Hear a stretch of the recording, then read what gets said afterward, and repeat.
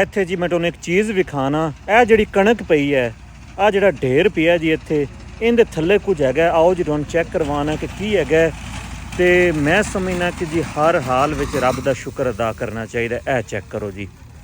ਤੇ ਇੱਥੇ ਜਿਹੜੇ ਮਜ਼ਦੂਰ ਲੱਗੇ ਖੜੇ ਨੇ, ਜਿਹੜੇ ਕਣਕ ਦੀ ਵਾਢੀ ਕਰਦੇ ਪਏ ਨੇ, ਰੈਪਰ ਦੇ ਨਾਲ ਜਿਹੜੀ ਟੀਮ ਹੈਗੀ ਹੈ, ਇਹ ਜਨਾਬ ਉਹਨਾਂ ਦੀ ਦੁਪਹਿਰ ਦੀ ਰੋਟੀ ਹੈਗੀ ਹੈ। ਇਹਦੇ ਵਿੱਚ ਜਨਾਬ ਰੋਟੀਆਂ ਤੇ ਅਚਾਰ ਹੈਗਾ। ਤੇ ਉਹਨਾਂ ਨੇ, ਮੈਂ ਇੱਥੇ ਵੇਖਿਆ ਕਿ ਰੱਖਦੇ ਪੈਸੇ ਤੇ ਕਣਕ ਦਿੰਦੇ ਪਏ, ਤੇ ਮੈਂ ਕਿਹਾ ਜੀ ਇਹ ਕੀ ਹੈ। ਉਹਨਾਂ ਕਿਹਾ ਜੀ ਸਾਡੀ ਦੁਪਹਿਰ ਦੀ ਰੋਟੀ ਹੈ। ਤੇ ਜੀ ਰੱਬ ਦਾ ਹਰ ਹਾਲ ਵਿੱਚ ਸ਼ੁਕਰ ਅਦਾ ਕਰਨਾ ਚਾਹੀਦਾ ਹੈ।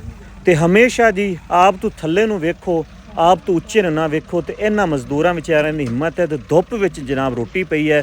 ਤੇ ਮਜ਼ਦੂਰਾਂ ਦਾ ਅੱਜ ਆਲਮੀ ਦਿਨ ਹੈਗਾ। ਤੇ ਤੁਸੀਂ ਇਹ ਵੇਖੋ ਕਿ ਇਹ ਮਜ਼ਦੂਰ ਜਿੰਦਾ ਅੱਜ ਦਿਨ ਮਨਾਇਆ ਜਾ ਰਿਹਾ, ਉਹਨੂੰ ਪਤਾ ਵੀ ਨਹੀਂ ਹੈਗਾ ਕਿ ਅੱਜ ਜਨਾਬ ਮਜ਼ਦੂਰਾਂ ਦਾ ਆਲਮੀ ਦਿਨ ਹੈ। ਤੇ ਪਰ ਮੈਂ ਸਮਝਣਾ ਕਿ ਜੀ ਸਾਨੂੰ ਹਰ ਹਾਲ ਵਿੱਚ ਰੱਬ ਦਾ ਸ਼ੁਕਰ ਅਦਾ ਕਰਨਾ ਚਾਹੀਦਾ ਹੈ।